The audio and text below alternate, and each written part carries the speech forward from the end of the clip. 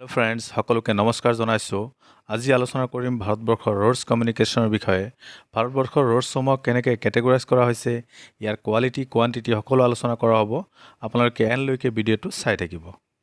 Roads অৰ্থাৎ ৰাস্তা ঘাট হৈছে পৰিবহণৰ এক গুৰুত্বপূৰ্ণ মাধ্যম। এখন দেশ তেতিয়াই উন্নত হ'ব পাৰে যেতিয়া ইয়াৰ ৰাস্তা ঘাটসমূহ উন্নত হয়। ভাৰতবৰ্ষত এতিয়ালৈকে 2021 চনৰ 1 ডিচেম্বৰৰ তথ্য অনুযায়ী 62,15,797 কিলোমিটাৰ ৰাস্তা আছে। আমেৰিকাৰ পিছতে ভাৰতবৰ্ষত গোটেই ৱৰ্ল্ডৰ ভিতৰত দ্বিতীয় সৰ্ববৃহৎ ৰোড নেটৱৰ্ক আছে। ভাৰতবৰ্ষত প্ৰতি স্কুৱেৰ কিলোমিটাৰত প্ৰায় 2 কিলোমিটাৰ ৰাস্তা আছে, যিটো নেকি আমেৰিকা, চাইনা, ব্ৰাজিল আৰু ৰাছিয়াতকৈ বেছি। প্ৰতি 1000 মানুহৰ বিপৰীতে 5.13 কিলোমিটাৰ ৰাস্তা আছে, যিটো চাইনাতকৈ অধিক, কিন্তু আমেৰিকাতকৈ এই সংখ্যা বহুত কম। আমেৰিকাত প্ৰতি 1000 মানুহৰ বিপৰীতে 20 কিলোমিটাৰতকৈ অধিক ৰাস্তা আছে। আমি যদি ভাৰতবৰ্ষৰ ৰাস্তা ঘাটসমূহক কেটেগৰাইজ কৰোঁ, তেতিয়াহ'লে প্ৰথমতে নাম ল'ব লাগিব এক্সপ্ৰেছ হাইৱে'। এক্সপ্ৰেছ হাইৱে'সমূহ হৈছে হাই স্পীড ৰোড, যিবোৰ ৰাস্তা সাধাৰণতে 4 লেন বা তাতকৈ বেছি লেনযুক্ত হয়। এক্সপ্ৰেছ হাইৱে'সমূহ হৈছে এক্সেছ কণ্ট্ৰল, অৰ্থাৎ এণ্ট্ৰেঞ্চ আৰু এক্সিট ইয়াত নিয়ন্ত্ৰিত হয়। আপুনি ইচ্ছা কৰিলে এক্সপ্ৰেছ হাইৱেত সোমাব নোৱাৰে, আৰু ইচ্ছা কৰিলে আপুনি এক্সপ্ৰেছ হাইৱেৰ পৰা আপুনি ওলাই দিব নোৱাৰে। তাত কিছুমান নিৰ্দিষ্ট ঠাইতহে আপোনাৰ এণ্ট্ৰেঞ্চ আৰু এক্সিট দিয়া আছে। আদাৰৱাইজ আপুনি তাৰ পৰা ইচ্ছা কৰিলে আপুনি এক্সিট ল'ব নোৱাৰে বা ইচ্ছা কৰিলে আপুনি তাত এণ্ট্ৰি কৰিব নোৱাৰে। ভাৰতবৰ্ষত 2020 চনৰ তথ্য অনুযায়ী 2091 কিলোমিটাৰ এক্সপ্ৰেছ হাইৱে আছে। 2022 চনলৈকে ইয়াৰ টাৰ্গেট আছিলে 18,637 কিলোমিটাৰ, অৰ্থাৎ 2022 চনৰ ভিতৰত ভাৰতবৰ্ষত 18,637 কিলোমিটাৰ এক্সপ্ৰেছ হাইৱে বনোৱাৰ টাৰ্গেট লোৱা হৈছিলে। এক্সপ্ৰেছ হাইৱেসমূহ ministry of road transport and highways মন্ত্ৰণালয়ৰ অধীনত নেশ্যনেল এক্সপ্ৰেছ অথৰিটি অফ ইণ্ডিয়াই কনষ্ট্ৰাকশ্যন কৰে, ইয়াৰ মেইনটেনেঞ্চ কৰে আৰু এইসমূহ পৰিচালনা কৰি থাকে।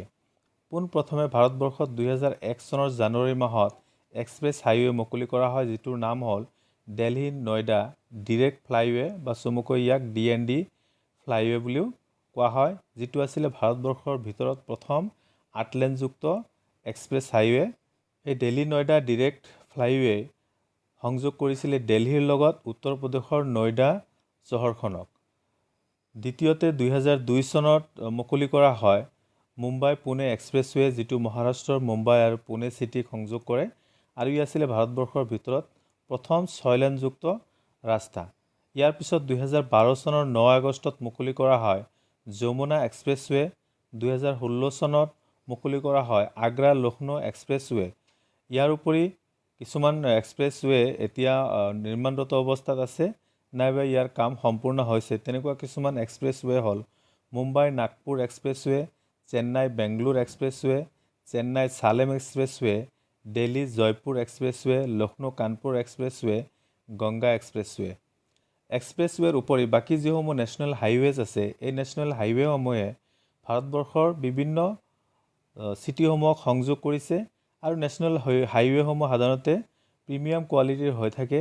নেশ্যনেল হাইৱেসমূহৰ মেইনটেনেঞ্চ, ইয়াৰ কনষ্ট্ৰাকশ্যন আৰু ইয়াৰ মেনেজমেণ্ট কৰি থাকে national highways authority of India আৰু national highways infrastructure development corporation লিমিটেডে।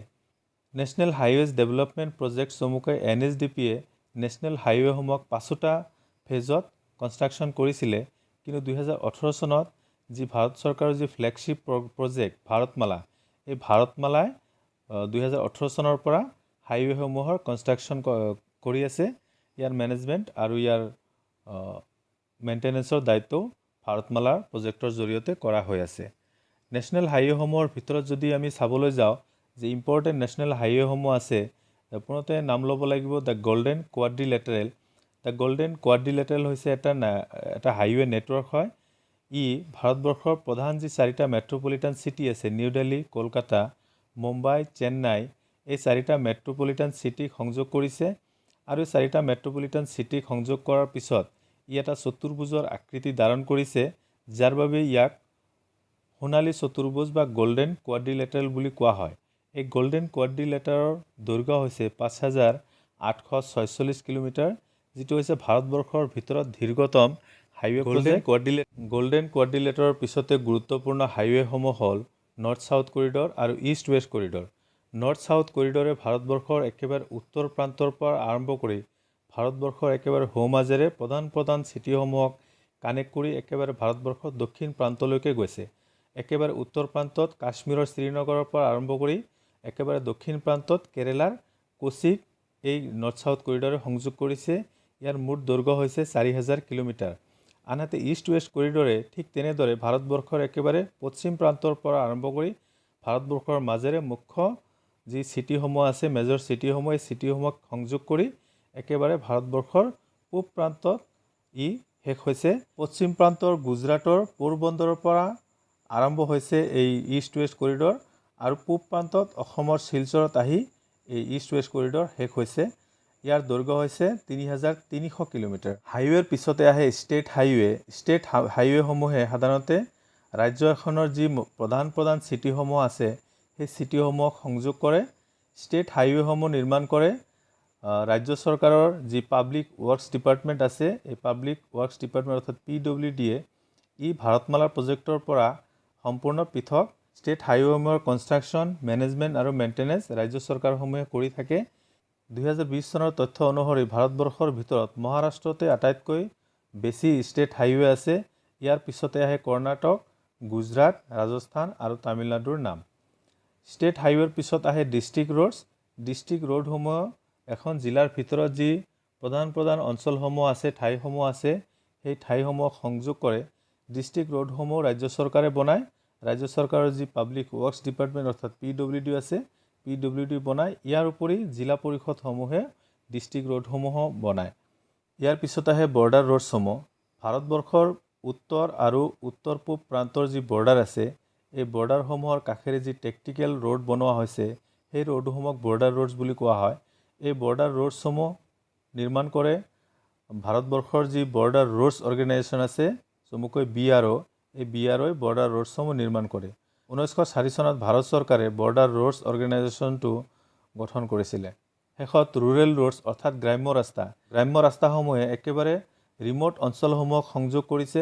ভাৰতবৰ্ষৰ যি টোটেল ৰোড নেটৱৰ্ক আছে তাৰে 72.97 অৰ্থাৎ প্ৰায় 73% ৰোড হৈছে ৰুৰেল ৰোডছ অৰ্থাৎ গ্ৰাম্য ৰাস্তা। প্ৰধানমন্ত্ৰী গ্ৰাম চড়ক যোজনাৰ অধীনত এই গ্ৰাম্য ৰাস্তাসমূহ নিৰ্মাণ কৰা হয়। ভাৰত চৰকাৰে 2000 চনৰ ডিচেম্বৰ মাহত এই প্ৰধানমন্ত্ৰী গ্ৰাম চড়ক যোজনা আঁচনিটো মুকলি কৰিছিলে। প্ৰধানমন্ত্ৰী গ্ৰাম চড়ক যোজনাৰ উপৰিও ভিলেজ পঞ্চায়ত, যি আমাৰ গাঁও পঞ্চায়তসমূহ আছে, এই গাঁও পঞ্চায়তসমূহে ৰুৰেল ৰোডছ নিৰ্মাণ কৰে। ইয়াৰ উপৰি ভাৰত নিৰ্মাণ যোজনাৰ অধীনতো কিছু অঞ্চলত গ্ৰাম্য ৰাস্তাসমূহ নিৰ্মাণ কৰা হয়। ইয়াৰ উপৰিও ৱৰ্ল্ড বেংক আৰু এছিয়ান ডেভেলপমেণ্ট বেংকৰ জৰিয়তেও বহু গ্ৰাম্য ৰাস্তা নিৰ্মাণ কৰা হৈছে। শেষত যদি কেটেগৰী ৱাইজ ৰাস্তাসমূহ চোৱা যায়, তেতিয়াহ'লে ইয়াৰ যি কনষ্ট্ৰাকশ্যন আৰু মেইনটেনেন্স অথৰিটি আৰু কিমান দৈৰ্ঘ্যৰ একোটা কেটেগৰী ৰাস্তা ভাৰতবৰ্ষত আছে, তেতিয়াহ'লে চাব লাগিব পোনতে যে নেশ্যনেল হাইৱেজ, এই নেশ্যনেল হাইৱেজৰ মেনেজিং অথৰিটি হৈছে ministry of road transport and highways, আৰু ভাৰতবৰ্ষত 1,51,000 কিলোমিটাৰ নেশ্যনেল হাইৱেজ আছে। ষ্টেট হাইৱেজ, ইয়াৰ মেনেজিং অথৰিটি হৈছে public works department of any state. কোনো ৰাজ্যৰ যি পাব্লিক ৱৰ্কছ ডিপাৰ্টমেণ্ট অৰ্থাৎ PWD আছে, PWD হৈছে ষ্টেট হাইৱেজসমূহৰ মেনেজিং অথৰিটি। ভাৰতবৰ্ষত 1,86,528 কিলোমিটাৰ ষ্টেট হাইৱেজ আছে। ডিষ্ট্ৰিক্ট ৰোডৰ মেনেজিং অথৰিটি হৈছে PWD। 6,32,154 কিলোমিটাৰ দৈৰ্ঘ্যৰ ডিষ্ট্ৰিক্ট ৰোড আছে ভাৰতবৰ্ষত। ৰুৰেল ৰোডছ, যিটো পঞ্চায়ত আৰু PMGSY আঁচনিৰ অধীনত নিৰ্মাণ কৰা হয়, 45,35,511 কিলোমিটাৰ দৈৰ্ঘ্যৰ ৰুৰেল ৰোডছ আছে ভাৰতবৰ্ষত। আৰবান ৰোডছ, যিটো সাধাৰণতে চহৰ নগৰসমূহত থাকে, মিউনিচিপাল কৰ্পৰেশ্যন বা মিউনিচিপালিটি হৈছে আৰবান ৰোডছসমূহৰ মেনেজিং অথৰিটি। আৰু ভাৰতবৰ্ষত 5,54,683 কিলোমিটাৰ আৰবান ৰোড আছে। আৰু বিভিন্ন প্ৰজেক্টৰ অধীনতো বিভিন্ন ৰাস্তাসমূহ নিৰ্মাণ কৰা হৈ থাকে, যেনেকুৱা BRO, SAIL, NMDC। তেনেকুৱা ৰাস্তা আছে 3,54,921 কিলোমিটাৰ। এনেদৰে ভাৰতবৰ্ষত টোটেল 65,15,797 কিলোমিটাৰ ৰাস্তা ভাৰতবৰ্ষত আছে। চ' তো বন্ধুসকল এয়া আছিল আজিৰ ভিডিঅ' যদি ভাল লাগিছে তেন্তে নিশ্চয় লাইক কমেণ্ট আৰু শ্বেয়াৰ কৰিব ধন্যবাদ